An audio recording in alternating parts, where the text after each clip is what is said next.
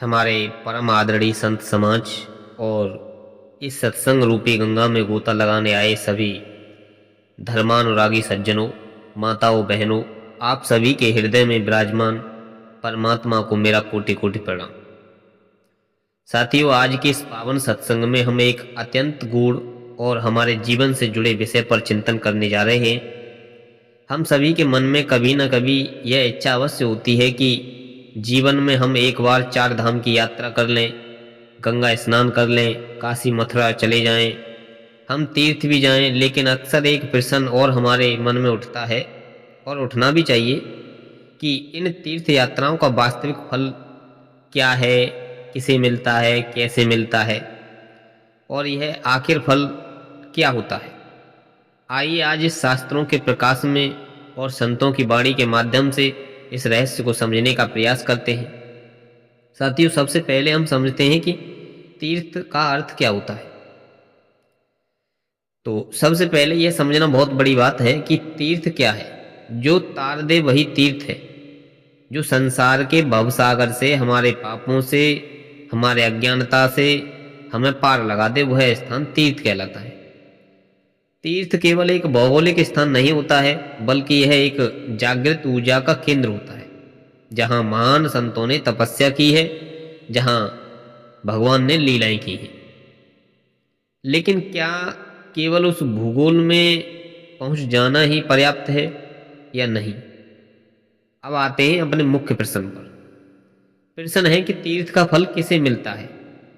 तो शास्त्रों में बहुत स्पष्ट रूप से बताया गया है कि तीर्थ यात्रा का पुण्य केवल जाने वाले तक सीमित नहीं है, इसका विस्तार बहुत बड़ा है, और इसका फल मुख्य रूप से 4 लोगों को प्राप्त होता है। पहला, स्वयं कर्ता। जो व्यक्ति अपने शरीर से कष्ट सह करके, पैदल चल करके या यात्रा की या थकान उठा करके भगवान के दर्शन के लिए जाता है, तीर्थ का प्राथमिक फल उसी को मिलता है। शरीर से किया गया तप उसके संचित कर्मों को काटता है। दूसरा, धन और साधन उपलब्ध कराने वाले। मान लीजिए कोई व्यक्ति वृद्ध है या शारीरिक रूप से असहाय है, या उसके पास धन का अभाव है। यदि कोई दूसरा व्यक्ति उसे अपने धन से तीर्थ यात्रा करवाता है, तो शास्त्रों के अनुसार यात्रा करने वाले के बराबर या उससे भी अधिक पुण्य उस व्यक्ति को मिलता है जिसने उसे भेजा है। धन का सबसे श्रेष्ठ उपयोग यही है कि वह किसी को ईश्वर तक पहुंचाने का माध्यम बना है। तीसरा है सेवा और सहायता करने वालों को। जब आप तीर्थ में होते हैं और किसी असहाय यात्री को सहारा देते हैं, किसी प्यासे को पानी पिलाते हैं या किसी के मार्ग को सुगंध बनाते हैं, तो उस सेवा के बदले आपको तीर्थ के फल का एक बहुत बड़ा हिस्सा प्राप्त हो जाता है। अगली बात आती है हमारे पूर्वजों को। तीर्थ का बहुत बड़ा फल हमारे पूर्वजों को मिलता है। जब हम गया, बद्रीनाथ या काशी जैसे तीर्थ में जाकर के अपने पूर्वजों के नाम से तर्पण या पिंडदान करते हैं, तो उसकी आत्मा को तृप्ति या मोक्ष की प्राप्ति होती है। हमारी एक यात्रा हमारी कई पीढ़ियों का उद्धार कर देती है। साथियों, तीर्थ का फल कैसे मिलता है? अब सत्संग का सबसे महत्वपूर्ण हिस्सा है फल। मिलता कैसे है? क्या केवल ट्रेन या हवाई जहाज की टिकट करा लेने से, मंदिर में माथा टेक लेने से फल मिल जाता है? संत कबीरदास जी का एक बड़ा सुंदर दोहा है, तीर्थ गए ते एक फल, संत मिले फल 4, और सदगुरु मिले अनेक फल, कहे कबीर विचार।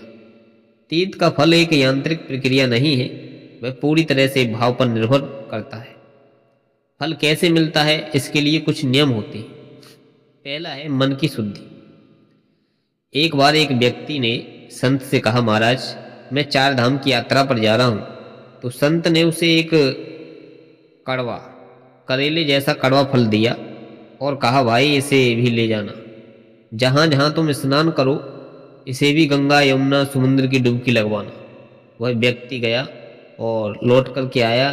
उसने संत को वह लंबा यानी तुम्बा यानी करेला वापस दिया। संत ने उसे काट करके उसको चखा, वह अभी भी उतना ही कड़वा था।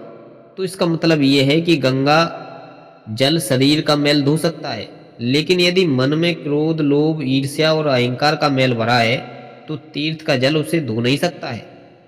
फल तभी मिलता है जब तीर्थ में जाकर के हमारा अहंकार गलता है, मन शुद्ध हो जाता है।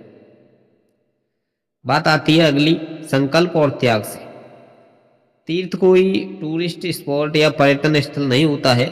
लोग तीर्थ में जाकर के भी 5 स्टार होटल जैसे एसी कमरे, 56 भोग ढूंढते हैं। तीर्थ का अर्थ है तपस्या। जब आप अपनी सुख सुविधाओं को त्याग करके, नंगे पैर चल करके, सादा भोजन कर करके, जमीन पर सो करके यात्रा करते हैं, तब उस कष्ट से आपके पाप कटते हैं और आपको पुण्य की प्राप्ति होती है। फल सुख भोगने से नहीं, सुविधाओं को त्यागने से मिलता है। अगला है दुर्गुणों को छोड़ने से। पुराने समय में नियम था कि जब कोई तीर्थ जाता था तो वह अपना कोई एक प्रिय दुर्गुण या प्रिय वस्तु नहीं छोड़ करके आता था। प्रिय वस्तु या कोई प्रिय दुर्गुण वहीं पर छोड़ करके आता था। किसी ने क्रोध छोड़ दिया, किसी ने झूठ बोलना छोड़ दिया। जब आप तीर्थ में अपने भीतर की कोई बुराई छोड़ करके आते हैं और वहां से संतों का ज्ञान या भगवान की भक्ति लेकर के आते हैं, तब वास्तव में आपको तीर्थ का फल मिल जाता है। मानस तीर्थ की यात्रा।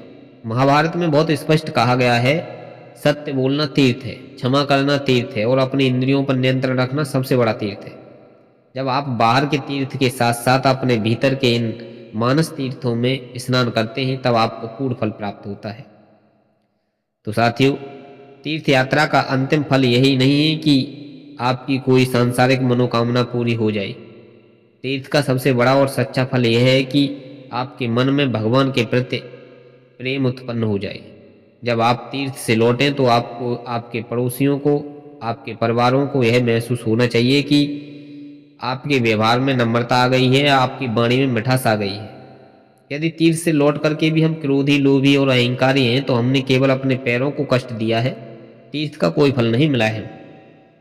असली तीर्थ वह है जो हमारे मन को मंदिर बना दे और जहां उठते बैठते हमारे परमात्मा के दर्शन होने लगे। तो साथियों, आज से हम संकल्प लें कि हम तीर्थ में जाएंगे तो केवल शरीर से नहीं बल्कि एक पवित्र मन, त्याग की भावना और शुद्ध अंतकरण के साथ जाएंगे। तो आप सभी के भीतर बैठे उस परम पिता परमात्मा को एक बार मेरा पुनः प्रणाम। भगवान आप सभी के जीवन को सुख, शांति और भक्ति से भरपूर करें और हमारे सभी दर्शक बंधुओं को राम राम।